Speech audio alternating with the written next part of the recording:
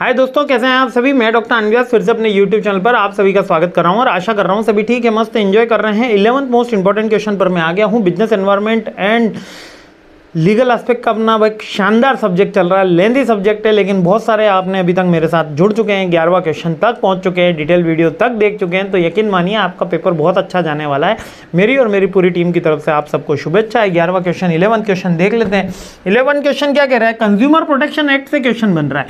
अब देखिए, अगर आप IT के लॉ के स्टूडेंट होते या आप CS के स्टूडेंट होते तो यहाँ पर थोड़ा सा आंसर बहुत बड़ा होता, लेकिन अपन ये MBA के अंदर ये एक्ट पढ़ रहे हैं तो यहाँ पर बेसिक डेफिनेशन और इसका क्यों बनाया गया था, ऑब्जेक्टिव यही अपन को लिखना है। तो बेसिकली कंज्यूमर प्रोटेक्शन एक्ट के अंदर हमने कंज्यूमर को डिफाइन किया गया है, कंज्यूमर डिस्प्यूट को डिफाइन किया गया है, डेफिशिएंसी को डिफाइन किया गया है, अनफेयर ट्रेड प्रैक्टिस को डिफाइन किया गया है। और इसके बेसिक ऑब्जेक्टिव ये था कि कंज्यूमर को हम अवेयर बनाएं। जागो ग्राहक जागो, ये लाइन आपको इसके अंदर लिखनी ही लिखनी है अगर ये क्वेश्चन आ जाता है तो।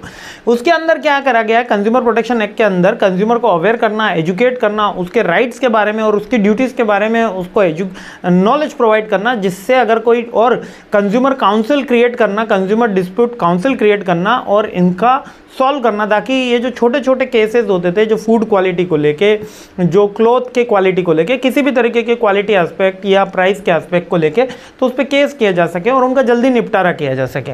तो इसका बेसिकली क्या था कि ऑब्जेक्टिव था कि कंज्यूमर के जो राइट्स हैं उसको प्रोटेक्ट करना, कंज्यूमर को एजुकेट करना, एक कंज्यूमर रेड्रेसल मैकेनिज्म बनाना, यानी कि एक कोड बनाना जहां पर इस तरीके के वादों का ही निपटारा किया जा सके। वादे यानी केस, वाद बोलते हैं, वादे नहीं वाद, है ना।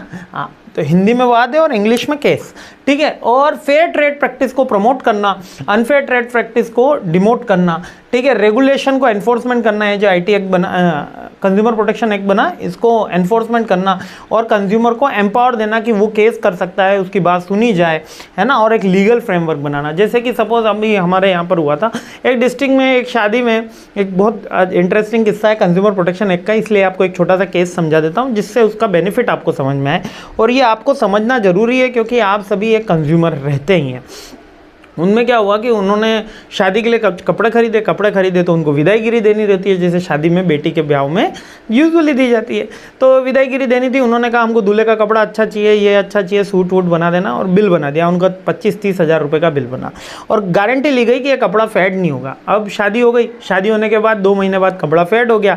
यूजुअली कपड़ा फेड हो जाता है तो अपन कभी कंज्यूमर दुकान पर जाते नहीं है कि आपका भैया कपड़ा फेड हो गया ये वो ऐसा कहने के लिए, उसके बाद जाते भी हैं तो अगली बार वो कुछ डिस्काउंट दे देता है। लेकिन यहाँ पर बात थी शादी की, तो उस लड़की के जो पिताजी थे उनकी काफ़ी बदनामी हुई, लड़की की काफ़ी बदनामी हुई। उन्होंने दिल पे ले लिया, उन्होंने जाके कंज्यूमर कोर्ट में केस कर दिया कि हमको ये क्वालिटी का माल दिया गया था और इसकी क्वालिटी ख़राब नहीं निकली।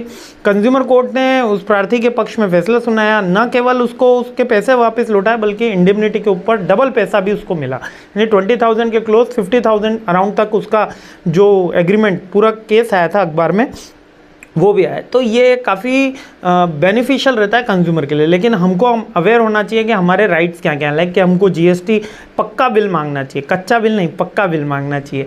इसके अलावा हमको फेयर ट्रेड प्रैक्टिस में हमको आस्क करना चाहिए कि ये फेयर क्या पूछा जाता है, क्या वो कपड़ा फेड तो नहीं होगा, उसकी क्वालिटी चीज़ें लेनी चाहिए, ISI मार्के की चीज़ें लेनी चाहिए, ये हमको थोड़े से चीज़ें ध्यान रखनी चाहिए, ठीक है। ये पूरा का पूरा एक्ट कंज्यूमर प्रोटेक्शन के लिए बना है, जो अनफेयर ट्रेड प्रैक्टिस को डिमोट करता है, फेयर ट्रेड प्रैक्टिस को प्रमोट करता है, कंज्यूमर को एजुकेशन देने के लिए, नॉलेज देने के लिए ये एक्ट बनाया गया।